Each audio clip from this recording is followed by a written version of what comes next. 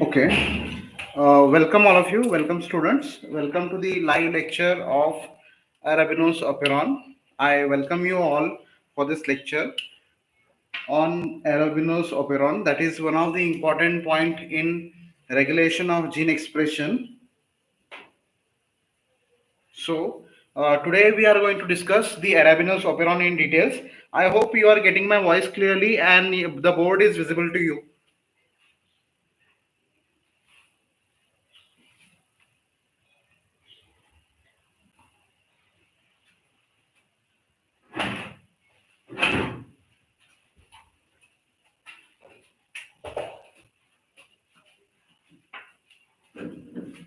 Okay, so in today's lecture, we are going to start with the regulation of gene expression example, that is Arabinose Operon.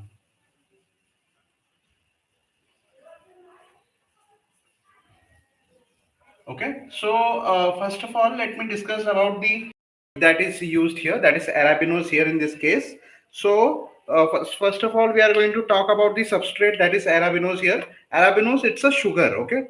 It's a monosaccharide sugar that is having a 6 carbon ring. Okay, so it has around 6 carbon rings in it. So let's first see the structure of arabinose. So obviously there are 6 carbons, so we should draw the 6 carbons first, and 6. Okay, so the first actually it's a aldehydic sugar, so it is having a CHO group here and OH on this side, then H, again H.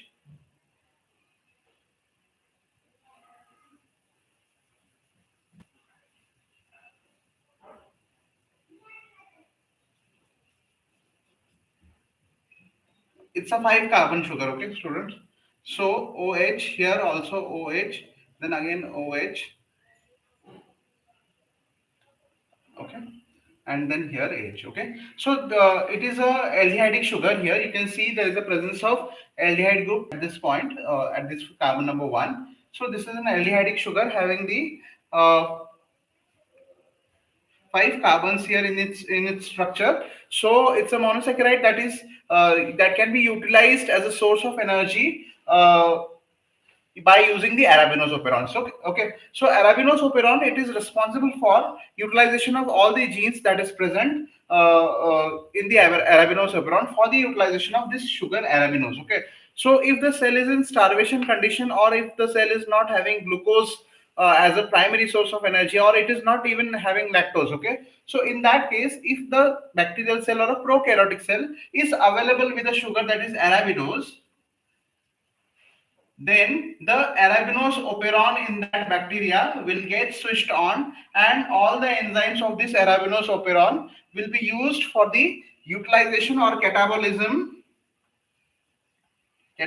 of this sugar arabinose. Okay, so we are going to see in this video how this arabinose operon functions, and how the things that are present in arabinose operon helps in utilization of this arabinose sugar. Okay, so let me first discuss the primary objectives of operon, or primary definition of operon. Then we will begin with the arabinose operon. So you know that operon, it's a cluster of genes. Okay, so whenever we talk about operon, we find that it is always a cluster of genes. Okay, so two or three genes or even more genes also can be there, just like we saw in my previous two videos, that is lac operon and tryptophan operon. We have seen that in lac operon, tryptophan operon, five genes were there.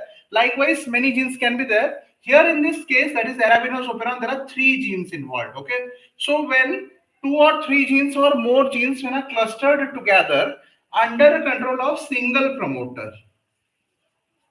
Okay, when a single promoter is there for these number of genes, then it is called a operon system.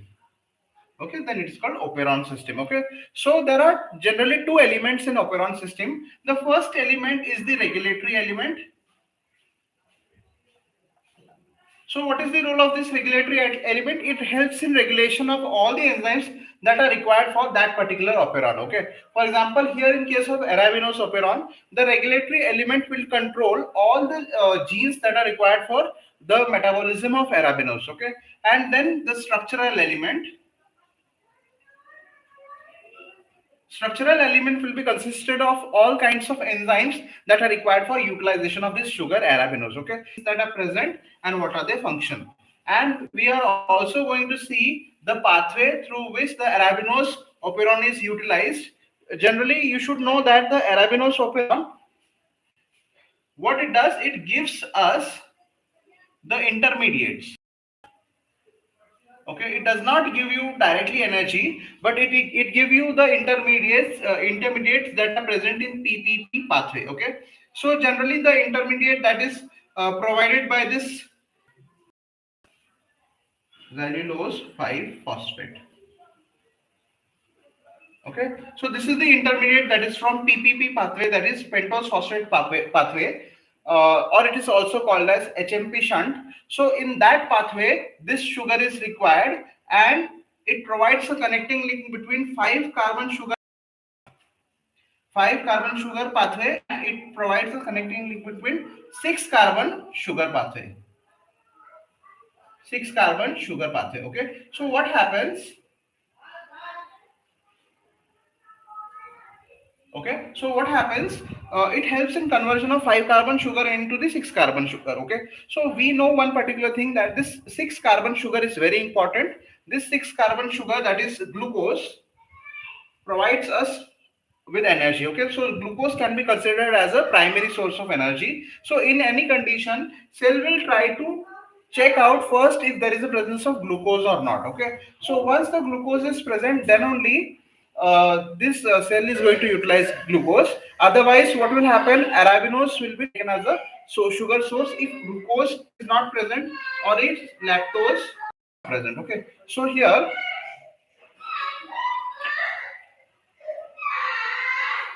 so let's see the arabinose in details. There are about 5 different genes that are present in arabinose operon. So, there are 3 different genes that are there. Sorry, it is called as araB, then araA, and araD. Okay, so these are the 3 structural genes that are present in this operon. Let's see the names of this gene. First gene, that is araA, is L-arabinose. L-arabinose isomerase. Okay, then the next gene, that is araA, it codes for L-ribulose kinase. Okay, the next gene, phosphate, L-ribulose 5-phosphate 4 epimerase. Okay, so these are the three major genes, structural genes. These are structural genes. Okay. Okay, so these are the structural genes that are present in Arabinose Operon, and these are under the control of a gene called as araC gene, that is repressor as well as activator protein. Okay, so this araC gene, it codes for a protein called as a araC protein that acts as a repressor as well as activator for this operon. Okay, so under different conditions, the araC protein will act as activator. Under different conditions, it will act as a repressor for that operon. Okay, so let's see the pathway. First of all, before going to the operon in details, we will first see the pathway, how this arabinose sugar is utilized and how it is converted into the important intermediates from PPP pathway. Okay, so from then, when it is converted to the intermediates of PPP pathway, what is happened? This intermediates of this pentose phosphate pathway is utilized for either production of ribose sugar. So that is the principal sugar in nucleotides. You know it. Okay. So this ribose sugar is synthesized in PPP pathway, okay? Or if there is energy, less amount of energy is available in the cell, then again this ribose can be converted into glucose, or it can be also converted into pyruvic acid, okay? And then it can be utilized for the energies, okay? So what happens? Arabinose directly is not utilized as an energy source, but it can be converted to intermediates of the pentose phosphate pathway, through which it can be utilized via different sources. Okay, so let's see first of all the whole pathway for the utilization of arabinose sugar in this. Okay, so pathway, the first, obviously the first sugar is arabinose. Okay, so this arabinose, using an enzyme called as L-arabinose isomerase, that is a product of the first gene, that is araA gene, is converted into L-ribulose. Okay, so this is the first reaction, L-ribulose, it is converted into L-ribulose. Then after that, there is next enzyme, that is L-ribulose kinase. Next enzyme is L-ribulose kinase. Okay, so what this enzyme does, this L-ribulose kinase is the product of araB gene. Okay, and this is sorry, not here, B gene. Okay, and this is the product of araA gene. Okay, so now this L-ribulose is converted 5-phosphate.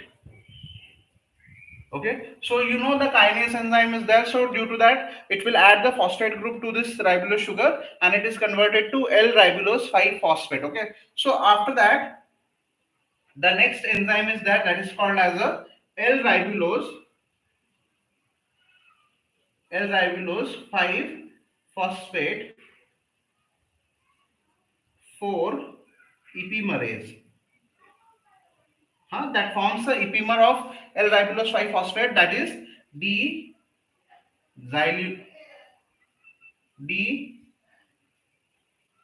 xylulose 5-phosphate. Okay, so this is the pathway of the arabinose utilization. You can see here in this pathway, first of all, arabinose is converted into L-ribulose, and then L-ribulose 5-phosphate and xylulose 5-phosphate. Okay, so all these three are the important intermediates that plays a key role in the PPP pathway. Okay, so now these intermediates can be utilized from PPP pathway either to produce ribose, that is a principal sugar of nucleotide, or it can also be converted into various other intermediates depending on the utilization of the cell, or it can be converted into 6-carbon sugar, that is glucose, if energy is required from it. Okay, so it depends on the requirement of the cell, and according to that the arabinose will be utilized. Okay, so you can get energy from the arabinose also, but you can get the energy via this intermediates. Okay, directly you cannot get energy from arabinose, but it is first converted into this kind of intermediates, and this intermediates through PPP pathway can be converted either to ribose or a 6 carbon sugar, that is glucose. Okay, so this is the whole metabolism of arabinose that occurs into the prokaryotic cell.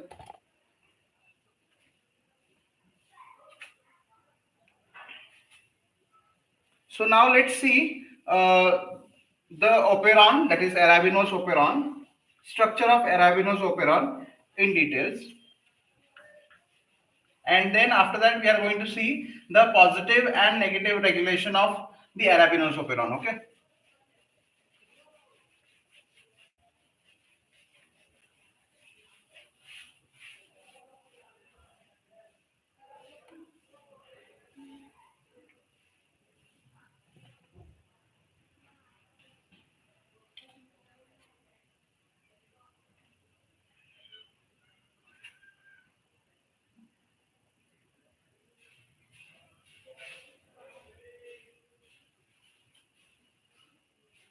Okay. Suppose this is the double-stranded DNA. Okay.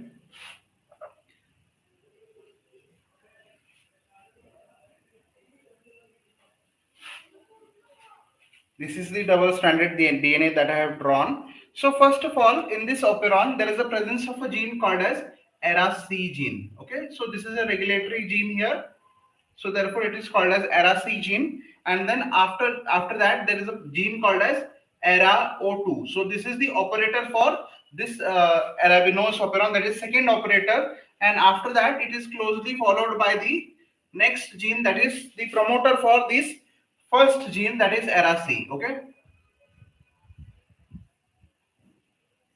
so this is the promoter for araC. This araC gene has a promoter downstream to it. Okay, then after that there are different sites. There is another site called as a araO1, that is operator 1. This is the operator second, this is the operator 1, and it is closely followed by the cap site, that is catabolite activator protein. And then after that there are two regions called as ara initiation 1, ara I2, initiator 2. There are two different sequences, initiator 1 sequence and initiator 2 sequence, followed by the catabolite activator protein. And then after that there is a promoter. After that there is a promoter element here that is acting as a promoter for the main enzymes of the arabinose operon. Okay, so after this promoter there are the main enzymes, that is araB, then araA, and then araD. Okay, so these are the three enzymes. So these three enzymes, the structural component or the structural enzymes, and this is the promoter for these enzymes. So this is promoter for arabinose operon, arabinose structural genes, and this is the initiator sequence. These are the initiator, catabolite activator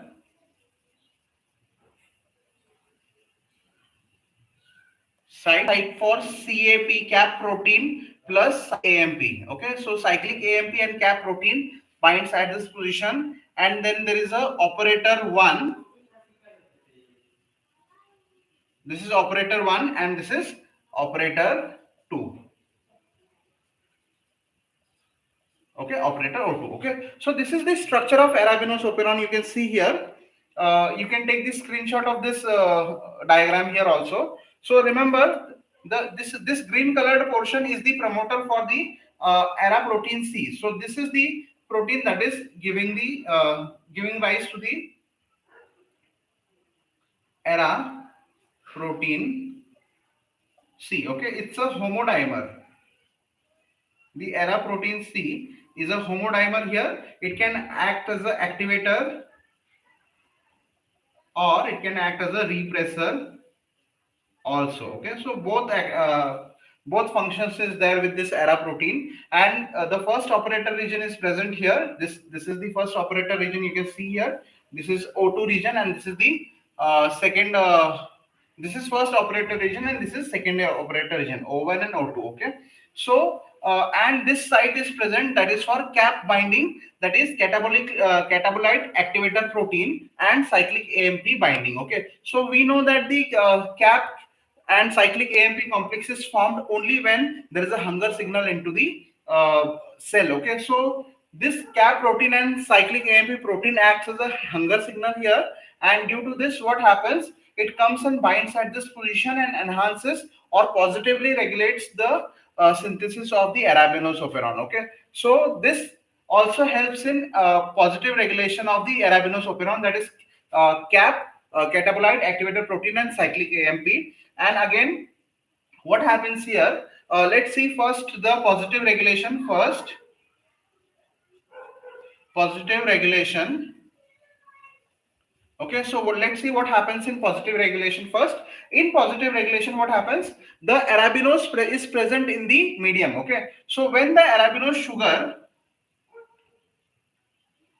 sugar is present in the medium, what will happen? So it will trigger the utilization of arabinose. Okay, but the thing is, if only arabinose is present in the medium, okay, if glucose is also available, then cell is going to first utilize glucose, and then only it will shift to arabinose. Okay, so until and unless there is a very low concentration of glucose, this operon is not going to start. Okay, so when there is a very low concentration of glucose, means the cell is deprived of energy or cell is in starving condition. So in that case, what is going to happen? There will be an ample amount of this complex that is formed, that is catabolite activator protein or cyclic AMP.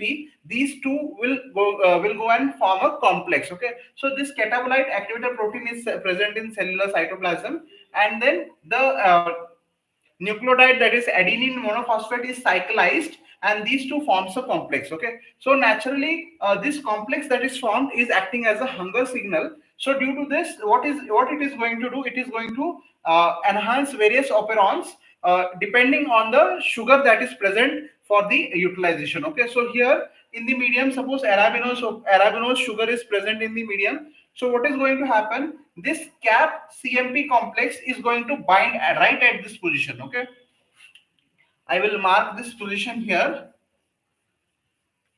Okay, it is going to bind right at this position. Why it is going to bind at this position? Because this is the binding site for catabolic activator protein site. Okay, this is the catabolic activator protein site, and this complex is going to bind at this position. So while binding of this cap cyclic AMP protein at this position, it enhances the binding of RNA polymerase enzyme in this position. Okay, so this is the promoter for Arabinose Operon. Okay, so what is going to happen? It will not allow this repressor to bind anywhere in this position or the initiator sequence also. It will directly allow the RNA polymerase enzyme to bind at this position. Okay, so it helps in positive regulation. Okay, that is cap cyclic AMP protein. Okay, now let's see what happens when the arabinose sugar is present.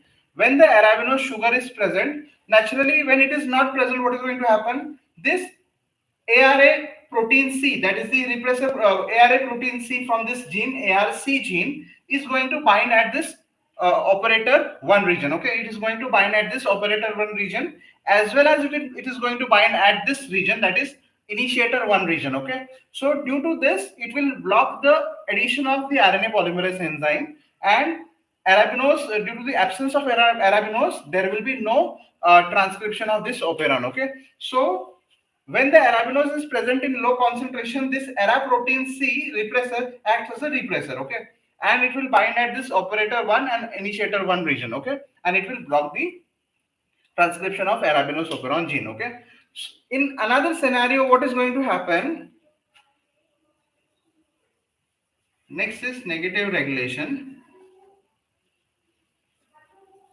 Okay, so in negative regulation, let's see first only in positive regulation what is going to happen. The arabinose is present in the medium. Okay, so what is going to happen, the arabinose will go and bind to this homodimer. Okay, so this is a homodimer, arabinose will go and bind to this homodimer, and due to this what is going to happen, there will be a conformational change in this structure of this homodimer. Okay, so due to this conformational change, this homodimer, that is ara protein C, is not able to bind at this position as well as the initiator 1 sequence that is present here. Okay, so due to this, when this is not able to bind at this position, the cap protein is going to bind here, and it will help RNA polymerase to bind at this promoter sequence and thereby transcribing the whole genes for the arabinose operon, and it is going to form the mRNA for that. Okay, so this is the positive regulation here. Positively the arabinose operon is regulated. What is negative regulation? Let's see what is negative regulation. So when the arabinose is not present in the medium, what is going to happen? Here it is repressor. Now when the negative regulation is there, then it is going to act as the activator. It is going to add at this position. Okay, so what it is going to do, this araC protein in the negative regulation part, this araC protein, suppose this is the operon that I have drawn up here. Here this is the O1 region, this region. Okay, and then what is going, which region is there? There is ara second, this one. Okay, so what happens in negative regulation? This araC protein is going to bind to the both regions. Means since it is a homodimer, it is having the equal two subunits. Okay, so first part is going to bind at the araI2 region, this region. Okay, araI2 region. See here, it is binded to the first part here, araI2. Okay, and it will fold the helix and form a loop. It will fold the helix and form a loop like this. Okay, okay, so it will fold the helix and form a loop, and right at this position there will be another gene, that is operator 1. Okay, so operator 1 will be here. Okay, so this homodimer is going to bind at this position and will form a loop. Okay, so due to this loop formation, what happens, the RNA polymerase enzyme is not able to bind at this position, and therefore the whole operon is negatively regulated. Okay, so this is the way in which the arabinose operon is regulated, and different mechanisms are involved here. The ara protein C has its own mechanism. Okay, so there is a promoter here for the ara protein, operator region for the ara protein, and there is a promoter also. So when the concentration of this ara protein is high, what is going to happen? This ara protein homodimer is going to bind at this position. Okay, and thereby deactivating the operator 2 region. And when the RNA polymerase binds at this region, what is going to happen? It is not able to transcribe the araC protein. Okay, so higher levels of this araC protein acts as an inhibitor for itself. Okay, so it is auto-regulated here. Okay. Okay, so this is all the whole mechanism by which the arabinose operon is regulated, and this is the way how the positive and negative regulation of arabinose operon occurs. Okay, so this was all about the arabinose operon that was there in the today's video. If you are having any doubt regarding this, ask your questions in comment. I'll answer these questions. Okay, thank you so much for joining today's live lecture. You can take the screenshot of this arabinose operon if you want. Thank you so much, students, for joining. I hope to see you in my next video.